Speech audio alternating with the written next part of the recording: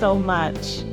I am so excited to be here, and I'm very appreciative of all the people who appreciated Toni Morrison and allowed me to come to this space today. And before I go into my presentation, I want to just acknowledge time, because Toni Morrison acknowledges time in her writings and in her existence and in her ability to discuss African American culture unapologetically. There's this space of don't rush me. Don't rush me as I tell the story. And so in honor of Toni Morrison and her legacy, I want to take my time and express how she relates to the work I do and how this, for me, is a manifestation of spirit. So this title, working title, it's Toni Morrison's Manifestations, Ancestors, and Living Archive. And as a researcher, the way that I come to the Black women that I research is divine.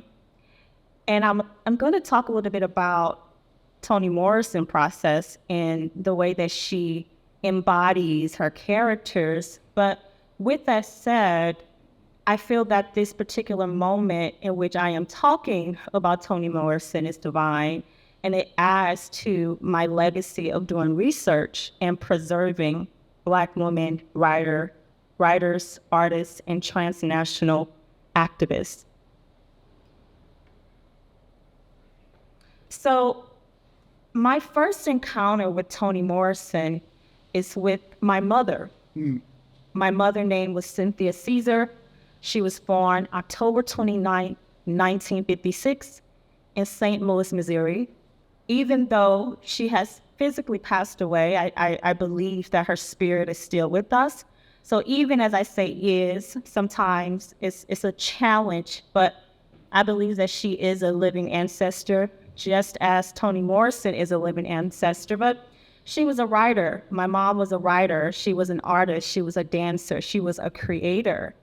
And the first time I was introduced to Toni Morrison was through my mother telling me the story of when she read The Bluest Eyes. When I talk about these women, I also was very strategic with not putting the year in which Toni Morrison died, because for me, again, she's still living. And the stamp that was created in 2023 is a manifestation of her legacy, and we continue to embody her. But honestly, I don't remember when my mother passed away. I don't think about it. Toni Morrison talks about the everyday Black family. Spirit is always there, even if it's a haunting ghost like in Beloved. Humanizing the experience of Black people that are constantly criminalized due to racism and various forms of violence. And when we engage her characters, she provides us with an authenticity and a truth. And she doesn't sugarcoat things like in The Bluest Eyes. And her interaction and engagement with racism is one of purity, but also divine. So I would like to just read a little bit of The Bluest Eyes, because it kind of, the way she brings up race relation is very strategic. On page 19, it says, Frida brought her 4 graham crackers on a saucer and some milk in a blue and white Shirley Temple cup. She was a long time with the milk and gazed fondly at the silhouette of Shirley Temple's dimpled face. Frida and she had a loving conversation about how cute Shirley Temple was. I couldn't join them in their adoration because I hated Shirley, not because she was cute, but because she danced with Bojangles, who was my friend, my uncle, my daddy. and who ought to have been soft-shoeing it and chuckling with me. Instead, he was enjoying sharing, giving a lovely dancing with one of those little white girls whose socks never slid down under their heels. And so it doesn't overtly say, that there's this racist dynamic happening. But, from the gaze of the character, there's this acknowledgement, there's something peculiar about the way Bojangles and Shirley Temple interact. And the way that she cultivates these particular discussions of race within the book is in all her books, right? And it makes you think. It makes you think for a moment about Shirley Temple and Bojangles and their particular role, but still humanizing Bojangles and saying, he's my daddy, he's my uncle, this is someone I know, and why isn't he hanging out and chilling and dancing with me versus a white girl? So it's very complex, right? And the way that she engages racism and the interaction of her characters and provides you on this lineage of a thought process. And one of the things I want to say is that the spirit is always revealed within Black culture. And as a writer, she is unapologetic about allowing the ancestors to guide her as she writes. And it's a very familial thing that I always like to point out. She talked about this ideal of normalizing the spirit and the ancestors with her family, and how her family will always talk about it, and it was nothing to her. How many of you have experienced, by a raise of hand, where your family talks about the supernatural, whether that's the dead, ghosts, the essence, and they talk about it while they're drinking coffee? Can you raise your hand? So we all can somehow relate to what Toni Morrison is experiencing when she shares this spiritual element as it concerns her family, right? And that is why I shared my pictures, because family is very much so embedded, right, in her stories. I also wanted to share my own personal experience with spirit, right? Not only was my mother, I would say, someone who was clairvoyant, who had dreams that would come true, and, who would tell me not to do things and I do it anyway, and it was totally a disaster, But I also went through a process. I went to South Africa, and while I was finishing my PhD in African Studies, I went through a process to become a Sangoma. Now, I did not finish the process, but the process to become Sangoma was something that was exactly what Toni Morrison was discussing when she talks about spirit in her family, as well as spirit within the characters that she writes about. It was the preservation of culture. So while I was in South Africa, I had the opportunity to learn different healing mechanisms, right? When it comes to various sicknesses, as well as just general counseling in order to heal the community. And when Toni Morrison writes her books, there is always an element of healing that is presented that cannot be denied, right? And I ask that we look at her as not just a writer, right? But also a healer who is using her words to remove poison, right? To remove poison from society. So I'm just sharing a little bit of my personal connection to spirit, as she shared her personal connection through spirit with family. And so these are some more pictures concerning my experience in South Africa and how I was able to engage South African culture as a student who was studying abroad. Her name is Gogo Dineo, and she is considered a Baba, a South African healer. And so I would go on to have 8 months of training with her. And that experience will also impact my research as a scholar who focuses on Black transnational women and their role in merging multiple Black radical movements. And that's me. Does it look like me now? You don't have to lie. But why I show this is because we all have a process, right? We all have a way in which we embody life. And then what does it look like when you come out on the other side? And that's Toni Morrison when she writes a book. Now, another thing is, not only is Toni Morrison an author, a healer, she is a woman rights activist, and she is also a political figure. And so I also enjoy globalizing her impact because she's not just for the US, right?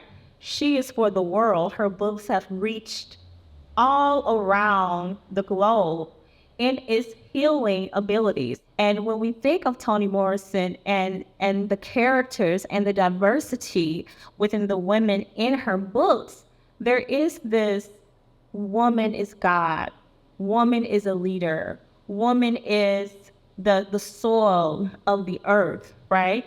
And so even as we listen to Baba Dineo discuss this ideal of the African woman, right, all the way in South Africa, when we look at Toni Morrison's books and think about the characters that she portrayed, you feel that same sense of pride, that same sense of joy, even when she's discussing things that are painful. So I affirm I am an African woman. I honor the African woman. I preserve the African woman's story. And when we think of Toni Morrison, she does the same thing. Now, I consider myself a Black woman archivist, and I will also consider Toni Morrison a Black woman archivist as well, in her strategic way of putting in the different forms of history, culture, and experiences when it comes to African American culture. So these are some things that I like about Toni Morrison. These are just some quick facts that always inspire me. She published her first book, The Bluest Eyes, when she was 39 years old. And why that inspires me is because sometimes we feel as we are going through life that we have to be done by a certain age, right? And we put so much pressure on ourselves, like I get married by I'm 30, I need to have $1 million by I'm 25. But she was 39 years old when she published The Bluest Eyes. And for me, as a person who is still growing and evolving, it always reminds me, Tiffany, it's not too late. She was an excellent publisher and editor, working with Angela Davis, Muhammad Ali, Tony K. Bambara, Henry Domas, Gail Jones, and Huey P. Newton. A lot of this work she did prior to publishing her first book.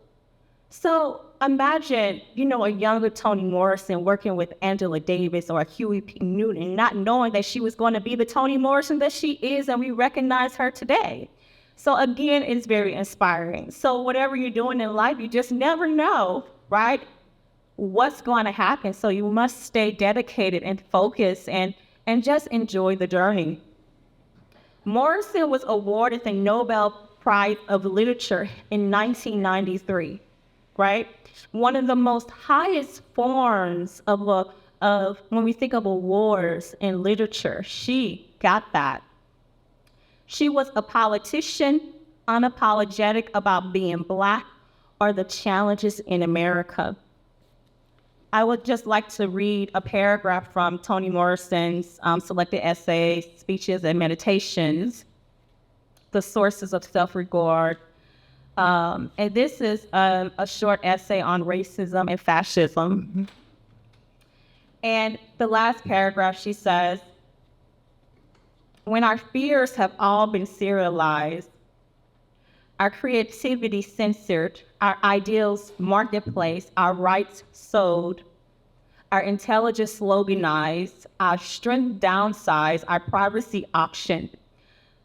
When the entertainment value, the marketing of life is complete, we will find ourselves living in not a nation, but in a consortium of industries and wholly unintelligible to ourselves, except for what we see as through a screen darkly. All right?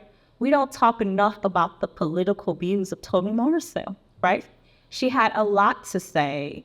And so again, when I engage these beautiful Black butterflies, I like to expand on the narrative of how we see the author or the activist or the educator or the entertainer. So not only are we honoring an author, right? We're honoring a healer. We're honoring a political advocate. We're honoring an educator, right? We're honoring an archivist. And so she's so much more than sometimes we portray her. And when we think of something as beautiful as the stamp, right, that was created in 2023, these are embodiments of her legacy being preserved within society. Even today, as you all sit here and listen to me speak and honor Toni Morrison, you all are part of her living legacy as well as her archive. So I'm going to leave you all with this. And this is what I consider a Black woman archivist, as well as a quote from Marilee Evers' excerpt from Watch Me Fly. So a Black woman archivist preserves her own story and social justice contribution to her community. In addition to being a participant in Black radical movements, a Black woman archivist understands the importance of self-preservation through the archives.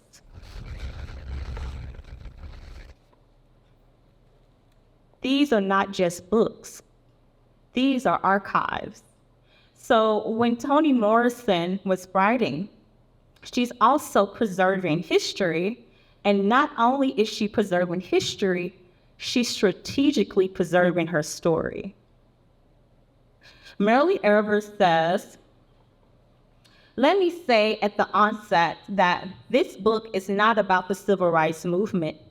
It is not about the NAACP, and it's not about my late husband, Medgar Evers. Rather, it's about me, a woman who shares common ground with other women. So I love that quote because there's this, sometimes there's this thing of trying to take someone's power away, take someone's history away.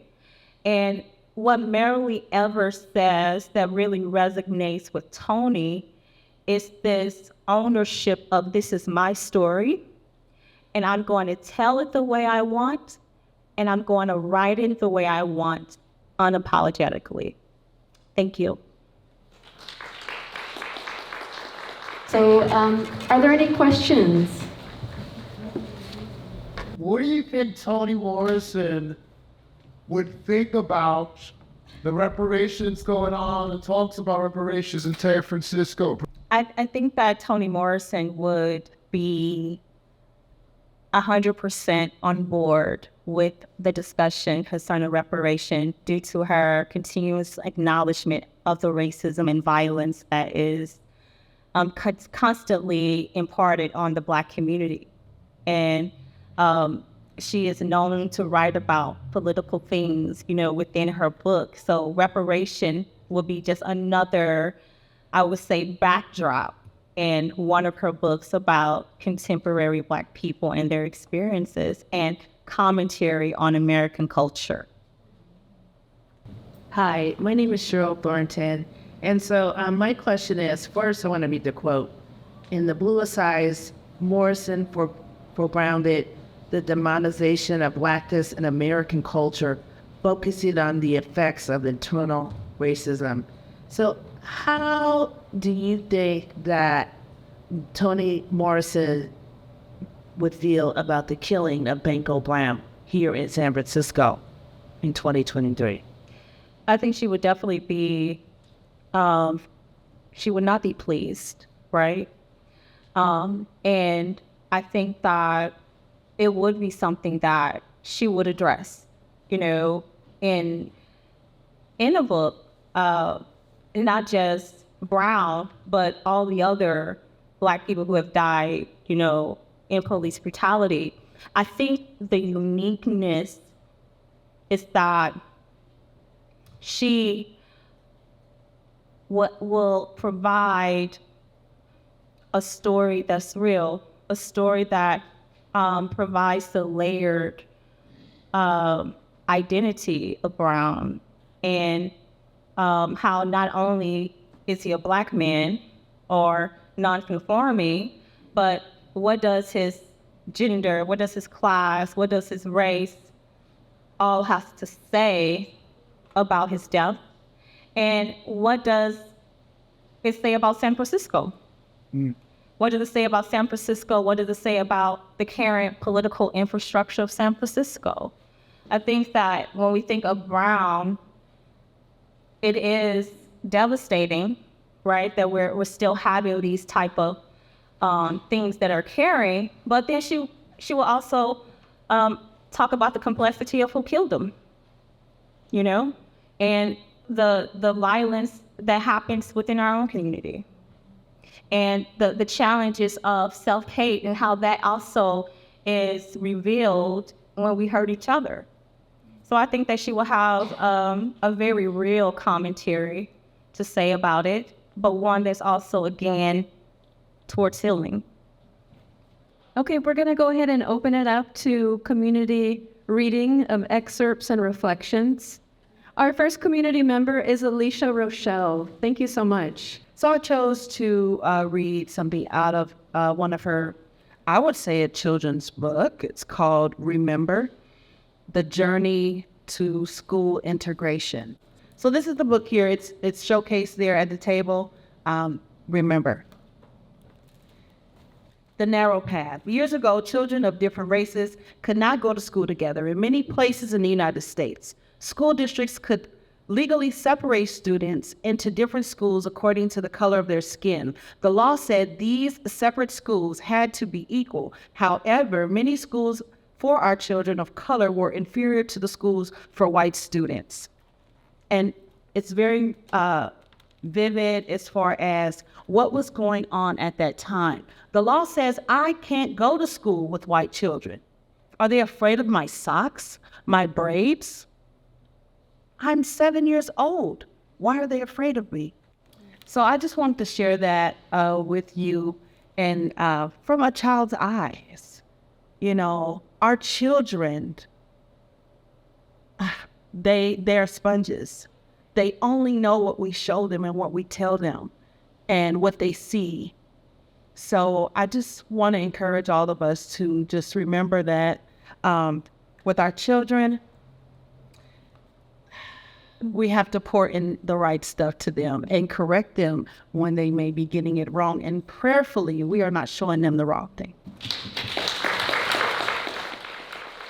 My name is Josephine Zhao with Susanna in the back from Communities as One. Thank you, Ronald Clifford, for inviting us.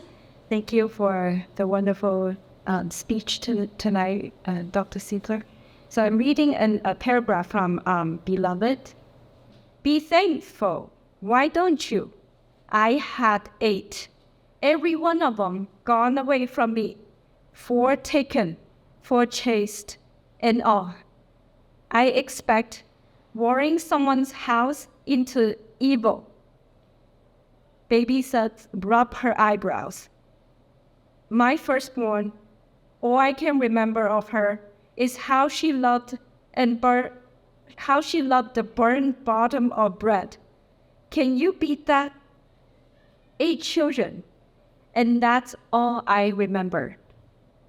This is a very difficult picture for me to imagine people back in the days, the African-American women, like their children didn't matter. They were taken from them, they were chased away, they were being haunted by their firstborn or their many born children that were dead.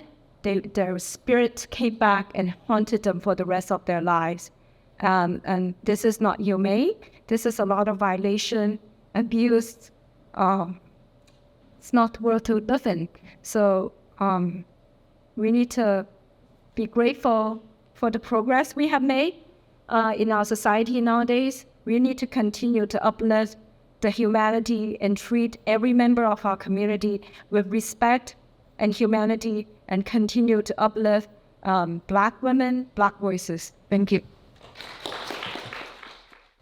Good evening again, everyone. My name is Cheryl Thornton, and I wanted to also speak about Beloved as a Black woman who is a descendant of slavery and the oppression that we face even today. So in Beloved, the slaves working on Sweet Home experience violence, brutality, and are treated like animals.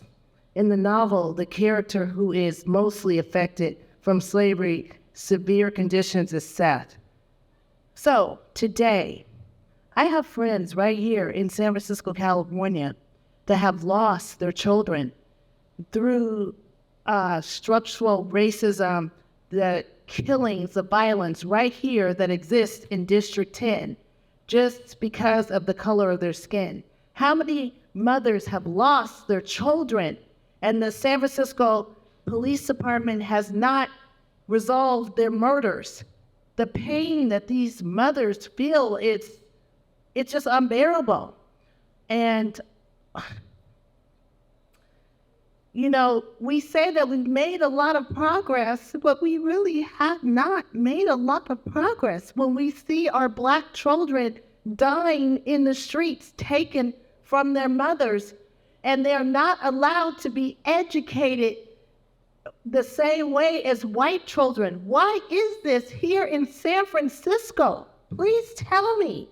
I need all of you here in this room to rise up and fight against this oppression, because what's happening here in San Francisco is not right. And I know that they say San Francisco is a progressive city, but progressive for who? It's not progressive for me. It's not progressive for my Black son.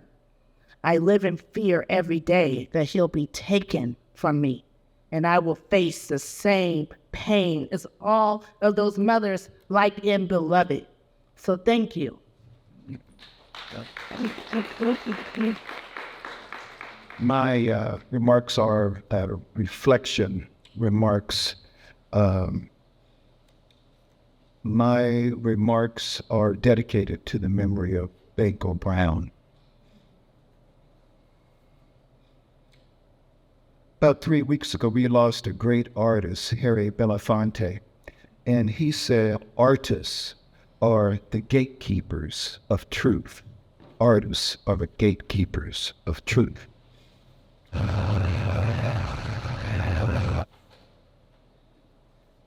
In that spirit, there's a new book out that discusses the early history of women philosophers, those documented dating back to the Middle Ages.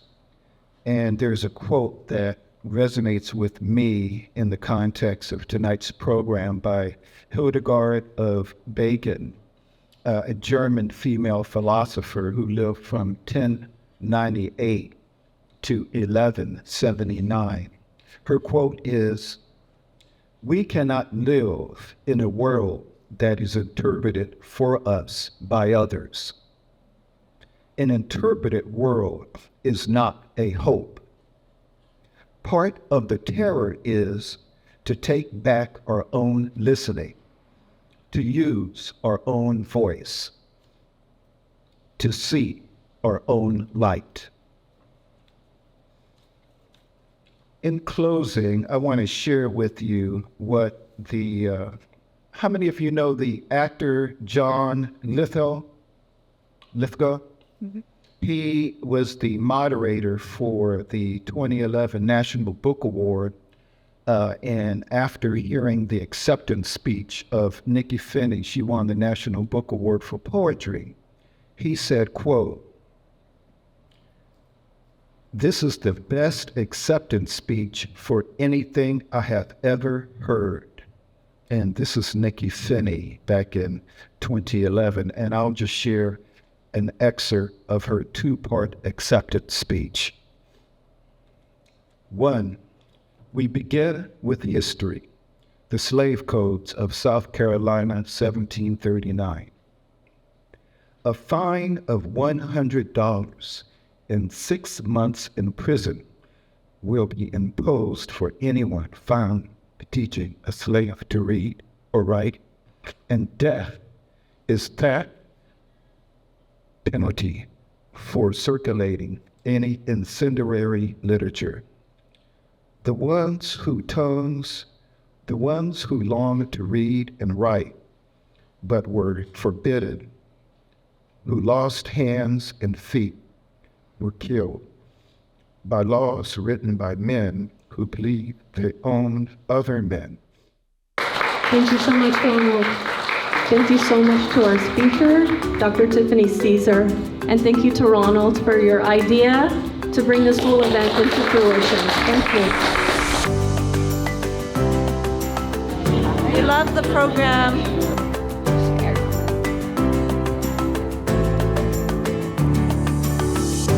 My name is Ronald Coulters, and you're here at the Visitation Valley Branch Library. Toni Morrison has a global reach, a global profile, and I say she's probably more relevant today. We're in the era of Black Lives Matter. We had a couple of weeks ago the tragedy here in San Francisco around the killing of Banko Brown, and a lot of those themes that she has written not only in her fiction, but probably more importantly in her nonfiction, we should look to as a beacon for hope and direction as we come out of COVID-19 and attempt to address these systemic barriers that we're continue to be faced with. So Toni Morrison is relevant today just because what we see happening in San Francisco with the racial segregation in housing, education, employment, and just how they're dividing communities of color and disenfranchising them. This is what she fought against. And so we need to educate our communities about the racism, the structural racism that's happening, and how we're going to overcome this as people of color, because we're all up against it. It's not just the black, it's not just the brown, it's API, it's all of us. And we have to change this. We have to change this now, really.